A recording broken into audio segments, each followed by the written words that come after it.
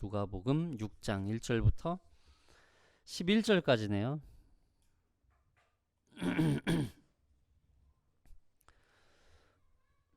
한 목소리로 봉독합니다.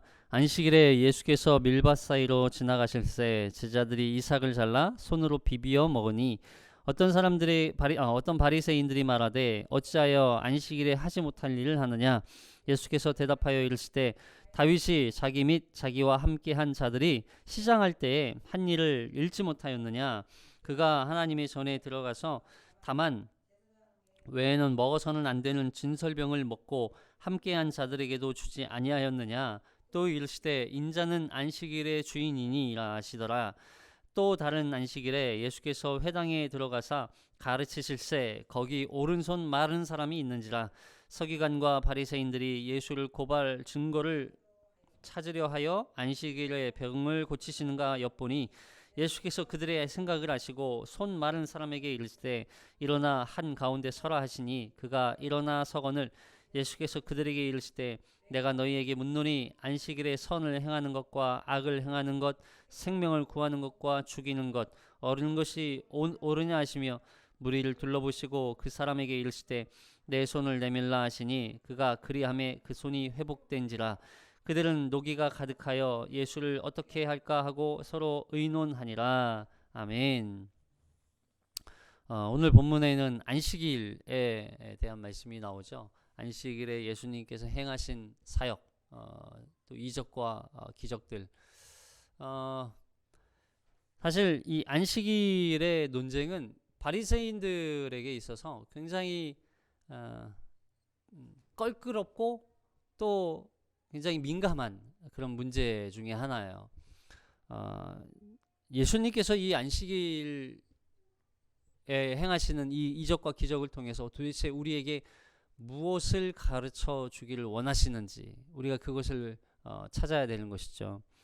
안식일에 예수님은 안식일에도 병자를 고치셨으니까 지금의 안식일과 같은 그런 주일에 말씀을 듣고 하나님의 강단에서 선포되는 말씀을 듣고 뭐 병자가 나아야 되고 또 기적이 일어나야 되고 그런 얘기를 한 예수님이 말씀하시기 위해서 이 본문이 기록된 것은 아니라는 것이죠.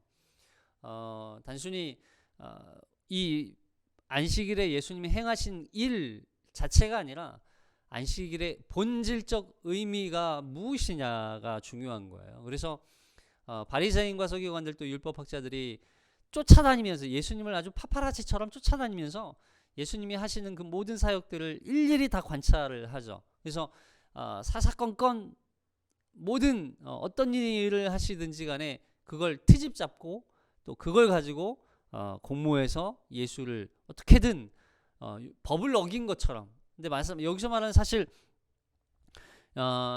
율법을 어긴 예수님에 대해서 율법을 어긴 것처럼 사실 얘기하지만 사실 예수님은 율법을 어기는 게 아니라 율법을 제대로 해석을 해주고 있는 거죠.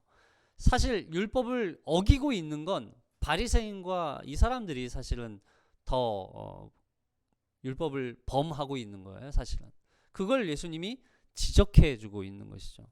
그래서 사실 유대인들이 이 예수님을 그리스도로 믿기가 굉장히 어려워요.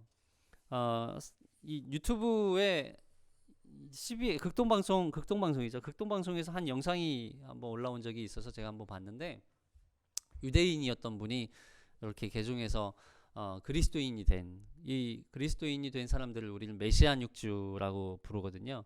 이 메시아닉 주가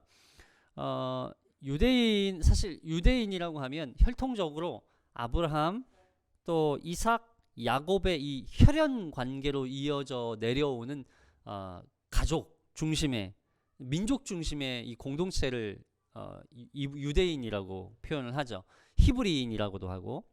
근데 이 사람들이 이렇게 신앙을 갖고 있는 이 신앙이 유대인이라고 해서 모두가 다 유대교를 믿는 건 아니래요. 그러니까 유대교는 뭐냐면 유대교는 하나님만 믿는 거예요. 하나님만 믿는 거예요. 유대교는 하나님만 유일신이라고 믿는 거죠. 근데 유대인이라고 해서 모두가 다 유대교는 아니라고 그러더라고요. 그래서 여기에 이제 예수님 당시에 나왔던 이 성경에 나오는 유대교인들이요. 하나님을 믿고 하나님을 말씀을 계명에 따라 살아가는 사람들, 그 사람들을 성경에서 대표적인 사람으로 표현하는 게 바로 바리새인들을 표현하는 거예요. 그러니까 바리새인들 하면 유대교인들 대표적인 사람들. 그래서 하나님을 유일신으로 믿고 또 이 하나님이 계명 율법을 그대로 따라 살려고 하는 사람들. 사실 이 사람들은 열심인 거죠, 사실. 성경을 하나님의 말씀대로 살고자 하는 열심. 이 사람들이 왜 이런 열심을 갖게 되었을까요? 그동안 우리가 이제 지난 시간에 느헤미야서를 우리가 공부했잖아요. 이 느헤미야서를 통해서 알 수 있었던 건 뭐냐면, 그들이 그렇게 하나님의 백성받은 선택받은 민족으로서 살아왔지만 결국 하나님의 말씀대로 살지 않으니까 하나님이 이들을 흩어버리셨죠. 노예로 팔려버리게 만들고 강제로 막 하나님이 전쟁을 일으켜서 이들이 막 쫓겨나고 죽임을 당하게 되고 막 포로로 잡혀가게 되고, 이런 상황 가운데 놓여 있던 백성들이 어떤 순간에 이제 어느 한 순간 다시 예루살렘으로 돌아와서 보니까 우리가 말씀을 잃어버려서 그렇구나. 그래서 말씀 다시 회복 운동을 한단 말이에요. 말씀 회복 운동을 하다 보니까 그래서 나온 것이 학사, 에스라, 느헤미야, 뭐 학개서, 뭐 이런 이제 이런 구약의 말씀들이 나오는 거죠. 그러다가 이들이 말씀 중심으로 사니까 되는구나라고 하는 걸 깨달아요. 근데 거기에서 말씀 중심 사상, 말씀 회복 운동으로 막 살다 보니까 이들이 무엇을 범하냐면 말씀 자체에 기록된 문자에 매이게 돼요. 그래서 말씀에 기초한 삶을 살기 위해서 살다 보니까 뭐 하지 마라, 뭐 해야 된다, 뭐 하지 마라, 뭐 해야 한다, 이거를 613가지를 율법을 강령으로 만들어 버려요. 그래서 이들은 지금도 613가지에 해야 한다, 하지 말아야 한다, 이 율법 613개의 강령들을 달달달 외우면서 살아갑니다. 이거 그냥 이게 이제 기초에서 하나의 어떤 지혜서처럼 만들어진 게 탈무드예요. 탈무드. 네, 그냥 탈무드가 그냥 성경에서 나온 이야기인가라고 생각하겠지만, 사실은 그 성경에 기록된 율법과도 같은 해야 한다, 하지 말아야 한다 했던 그 계명들을 이들이 문자적으로 붙들고 막 하다 보니까 이걸 어떻게 하면 자녀들에게 가르칠까 하다가 이게 지혜처럼 전해져서 만들어진 게 탈무드였던 거예요. 물론 이제 성경적인 내용을 담고는 있죠. 그러나 그 안에는 이들이 그렇게 그 문자에 얼마나 매여 있었는가를 보여주는 것이죠. 심지어는 이들이 제가 여기 기록해 놨지만 안식일에 무엇을 해야 하고 무엇을 해야 하지 않는가를 이제 기록한 것 중에 이제 내용들이 막 거기에도 나와 있어요. 심지어는 이제 안식일에 이들이 무엇을 하냐면 그 엘리베이터를 타는데, 엘리베이터를 안식일에도 이제 어디 이동하긴 해야 되잖아요. 이동하는 것도 안식일에는 몇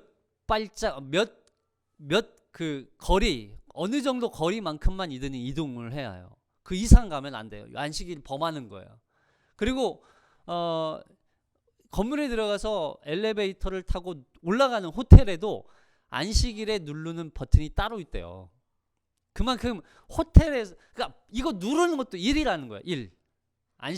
안식일을 범하지 않기 위해서 이들이 그런 열심을 가지고 하나님의 계명 말씀대로 살려고 무던히도 애를 썼지만, 근데 그것이 결국 그들의 신앙과는 전혀 관계없는 그냥 종교의 한 틀로 만들어 버려서, 오히려 그 틀이 그들이 가지고 있는 그 잣대가 사람을 죽이는, 보세요. 근데 예수님이 오셔서 그들은 사람을 죽였지만 예수님은 살리는 사역을 하시는 것을 비교해서 보여주고 있는 것이죠.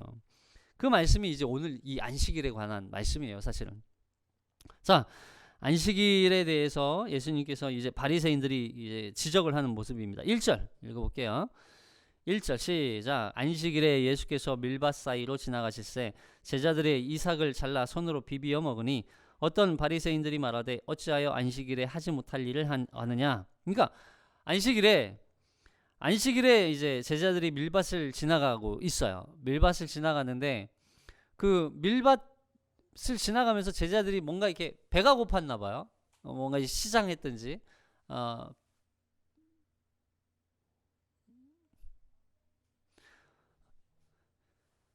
배가 고프니까 제자들이 이제 밀을 이렇게 추수할 때가 됐는지 어땠는지 모르겠지만 이 밀을 딱 손으로 훑어가지고 그 손을 잘라가지고 이 손으로 비벼서 그 안에 있는 밀을 이렇게 먹은 거죠. 알맹이를 먹은 거죠. 우리도 옛날에 이제 배고프고 심심할 때 농사진 그 보리나 또 밀도 그랬고 쌀이나 이거 쌀 훑어가지고 그렇게 하나씩 까먹고 그랬잖아요. 이렇게 야금야금 까먹고 어렸을 때 그런 거 많이 까먹었는데 그렇게 먹었던 건데 자 그렇게 먹으니까 바리새인들이 어찌하여 안식일에 하지 못할 일을 하느냐라고 참 이 바리새인들도 열심이죠. 그걸 쫓아다니면서 일일이 하나하나 사사건건 또 그걸 관찰하고 또 그걸 고발하고 얼마나 피곤했을까 참 진짜 바리새인들도요. 근데 그만큼 바리새인들도 하나님의 계명을 지켜 살고자 하는 열심은 사실 있었던 거예요. 물론 이제 잘못된 열심이지만 자 그렇게 파파라치처럼 따라다니면서 꼬투리를 잡고 있는 거였어요. 자 그런데 제자들이 그 밀을 먹으면서 한 행동 바로 이 이삭을 자르거나 이삭을 손으로 비벼서 이렇게 먹는 행동을 이제는 노동으로 생각하기 때문에 바리새인들 이 안식일을 범하는 것이라고 얘기했던 거죠. 안식일을 범할 수 없다. 사실 안식일에는 유대인들은 진짜 아무 일도 하지 않는다고 합니다. 그래서 이들이 안식일에 대한 규례가 어디에 나와 있어요? 십계명에 나와 있잖아요. 우리 출애굽기 20장 8절에 보면 십계명의 네 번째 규례가 바로 안식일 규례예요. 안식일을 기억하여서 거룩하게 지켜라 라면서 이제 말씀이 나오죠. 자 출애굽기 20장 8절 시작. 안식일을 기억하여 거룩하게 지키라. 엿새 동안은 힘써 내 모든 일을 행할 것이나 일곱째 날은 내 하나님 여호와의 안식일인즉 너나 내 아들이나 내 딸이나 내 남종이나 내 여종이나 내 가축이나 내 문 안에 머무는 객이라도 아무 일도 하지 말라. 이는 엿새 동안에 나 여호와가 하늘과 땅과 바다와 그 가운데의 모든 것을 만들고 쉬었습니다. 그러므로 나 여호와가 안식을 복되게 하여 그 날을 거룩하게 하였느니라. 보세요. 아무 일도 하지 말라. 그러니까 진짜 아무것도 하지 않아요. 진짜 아무것도 하지 않아요. 그래서 유대인들은 지금도 이제 머리에 그 키퍼라고 하는 이제 머리에 쓰는 정수리에 쓰는 이제 하얀색 모자가 있어요. 그 모자를 쓰고 안식일이 되면 아침 일찍 어디에 가요? 회당 토라를 들고 회당으로 갑니다. 거기에서 이제 말씀을 듣고 또 이제 제사를 드리고. 근데 안식일에는 아무 일도 하지 말라고 하니까 진짜로 음식도 만들지 않고 그리고 심지어는 아까도 말씀드린 대로 걸어가는 거리도 정해놓고 또 뭐 물건을 드는 거 물을 들어 마시는 거 이런 것도 사실 잘 안 해요. 전기 켜는 것도 사실 안 해요. 전기 켜는 것도 사실 잘 안 해요. 그래서 안식일 전날 밤이 되면 밤에 이제 뭘 하냐면 그 당시에는 이제 전기가 따로 없었으니까 초를 이렇게 큰 초를 이렇게 막 켜놓는데요. 그래서 이제 그 초도 향초 이런 거잖아요. 그 어디에요? 지금도 극동지방 그쪽은 향신료가 발달을 해서 향초 하면 굉장히 유명한 그런 향초들이 많이 있죠. 그래서 그걸로 어떤 이제 치유도 하고 또 심신의 안정도 취하고 이런 것도 하잖아요. 그게 이제 발달할 수밖에 없었던 거예요. 그렇게 하다 보니까. 그러니 율법을 어기면서 몰려다니는 이 예수님과 제자들을 못마땅히 여기죠, 당연히. 심지어는 예수님을 어떻게 해요? 나중에는 어찌하면 저 예수 어떡하지? 죽일까? 이렇게까지 하는 거예요. 그런데 과연 예수님이 이 율법을 혹시 알고도 예수님이 지키지 않으신 것일까? 에? 아니 예수님을 율법이 필요 없으니까 예수님 지키지 않으시는 건가? 왜 예수님은 이 제자들이 그렇게 하는 행동을 예수님이 모르고 계셨을까? 라고 하는 것이죠. 예수님은 다 아시면서 그렇게 한 의도가 있었다는 거죠. 자, 이 말씀에 대해서 왜냐하면 예수님은 율법을 폐하러 온 것이 아니라 완성하러 오셨기 때문에. 마태복음 5장 17절 시작. 내가 율법이나 선지자를 폐하러 온 줄로 생각하지 말라. 폐하러 온 것이 아니요 완전하게 하려 함이라. 예수님은 율법이 필요 없다고 얘기하시는 분이 아니에요. 율법이 있어야 돼요. 율법을 통해서 예수님이 이 율법을 완성하시기 위해서 오셨기 때문에 폐하러 오신 게 아니에요. 그 예수님이 율법을 완전하게 하신다는 말씀이 무슨 의미냐는 거예요. 그게 왜 우리가 이 예수님의 사건, 이 사건 속에 담겨 있는 본질적 의미가 담겨 있기 때문에 그러는 것이죠. 자, 그래서 예수님이 그 이야기에 이제 대꾸를 하세요. 대답을 하세요. 3절 볼게요. 누가복음 6장 3절 시작. 예수께서 대답하여 이르시되 다윗이 자기 및 자기와 함께한 자들이 시장할 때 한 일을 잃지 못하였느냐? 그가 하나님의 전에 들어가서 다만 제사장 외에는 먹어서는 안 되는 진설병을 먹고 함께한 자들에게도 주지 아니하였느냐? 갑자기 예수님이 다윗 얘기를 하세요. 다윗이 뭐 어쨌는데? 다윗이 뭘 먹었네?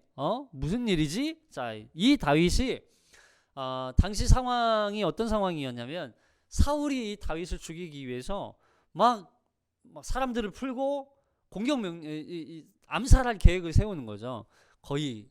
그러니까 이제 다윗이 그 이야기를 듣고 도망치는 상황이에요. 막 도망을 다니고 있어요. 여기 피했다 저리 피했다가. 그때 다윗이 제사장인 이 아하멜렉에게 찾아갑니다. 아하멜렉은 제사장이니까 성전 안에 있었겠죠. 사울이 설마 거기로 숨었겠는가? 거기는 못 찾겠지. 그리고서 다윗이 숨은 거예요.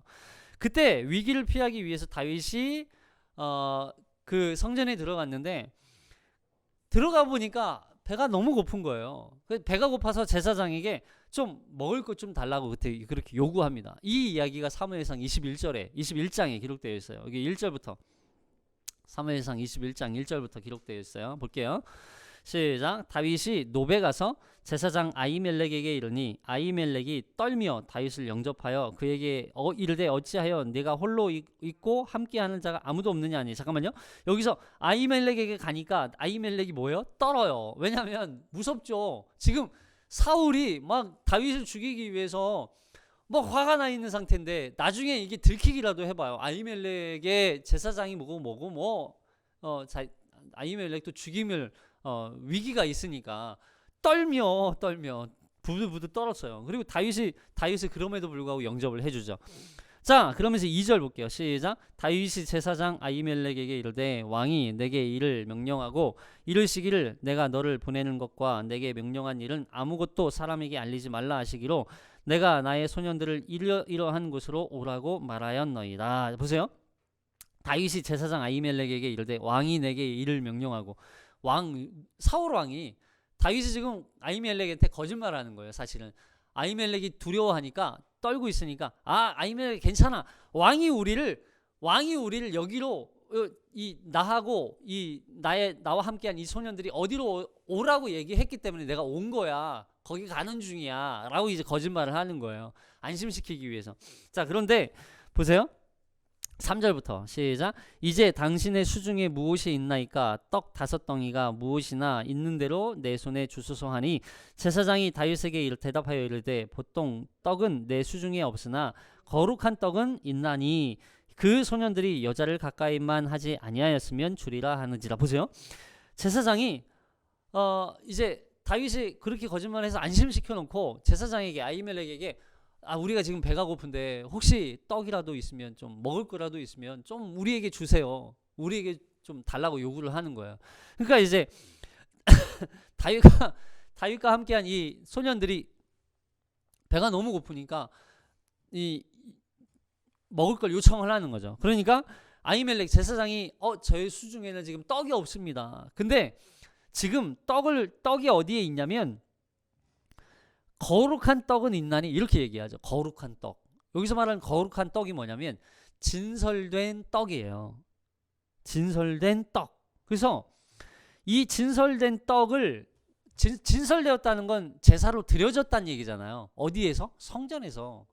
지성소 성전에서 하나님께 드려진 떡이에요. 그래서 이 떡은 누구만 먹을 수 있냐면 제사장만 먹을 수 있어요. 근데 이 제사장인 아히멜렉이 저만 먹을 수 있는데 혹시 당신과 함께한 그 소년들이 혹시 여자를 가까이 하지 아니하였다면 제가 주겠습니다 라고 얘기하는 거죠. 그래서 자 5절부터 볼게요. 시작. 다윗이 제사장에게 대답하여 이르되 우리가 참으로 3일 동안이나 여자를 가까이 하지 아니하였나이다. 내가 떠난 길이 보통 여행이라도 소년들의 그릇이 성결하거든 하물며 오늘 그들의 그릇이 성결하지 아니하겠나이까 하매 제사장이 그 거룩한 떡을 주었으니 거기는 진설병 곧 하나 여호와 앞에서 물려낸 떡밖에 없었습니다. 이 떡은 더운 떡을 드리는 날에 물려낸 것이더라. 그러니까 그리고서 이제 제사장 아히멜렉이 이제 그들에게 주는 거죠. 제사장이 그 거룩한 떡을 주었으니 거기는 진설병 곧 여호와 앞에 물려낸 떡 드리고 이제 드린 다음에 가져온 거예요.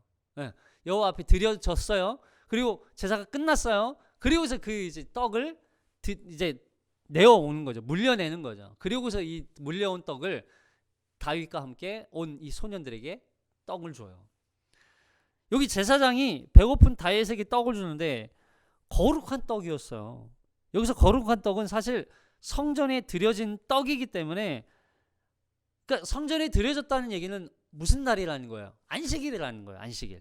안식일마다 제사를 드렸으니까 안식일 날 여호와 하나님 앞에 성전에 가서 떡을 드렸어요. 떡을 드려진 떡이에요. 거룩한 떡이 됐어요. 근데 그 떡을 제사장인 아히멜렉이 배고파하는 다윗과 또 소년들에게 주는 거예요. 여러분 이 떡을 먹어도 돼요 안 돼요? 먹으면 돼요 안 돼요?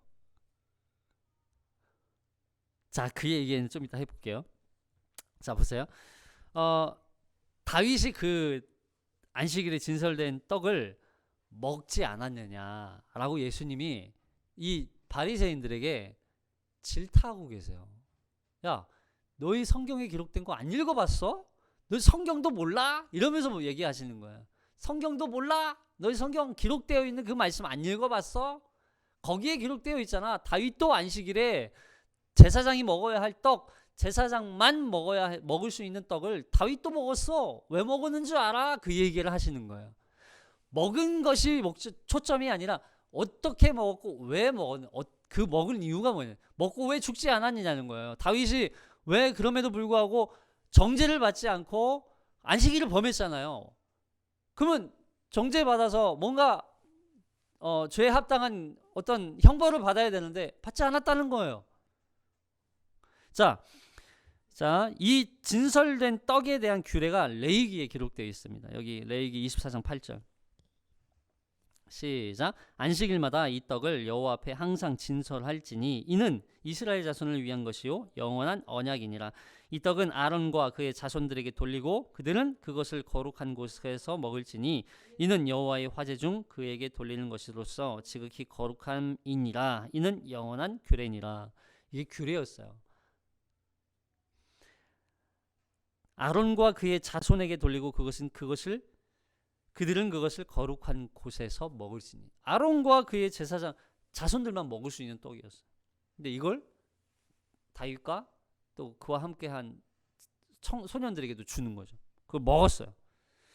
율법을 기준으로 보면 율법을 어긴 것처럼 보이지만 사실 아히멜렉이 제사장인데 이런 규정을 모르고 다윗에게 줄 리는 없잖아요. 안식일의 규례가 가지고 있는 본질적인 의미가 무엇이냐가 이 안에 담겨 있는 거죠. 유대인들은 율법을 해야 한다, 하지 말아야 한다. 그래서 613개로 딱 그냥 정해놨어요. 이건 해야 해, 이건 하지 말아야 해. 이게 마치 율법이 그들이 정해놓은 규례가 마치 하나님의 말씀인 것처럼 그들은 생각하고 지키고 있단 말이에요. 근데 그들이 생각했던, 그들이 여겼던 그 율법 613개의 규례들이 본질적인 의미는 다 퇴색되고 그 안에 담겨있는 의미는 사라지고 형식만 남아있다는 걸 지적하고 있는 거죠. 자, 물론 제자들이 이삭을 잘라 먹은 행동 그 자체는 좀 이렇게 좋지 않아 보이죠. 남의 밭에 가서 그냥 이렇게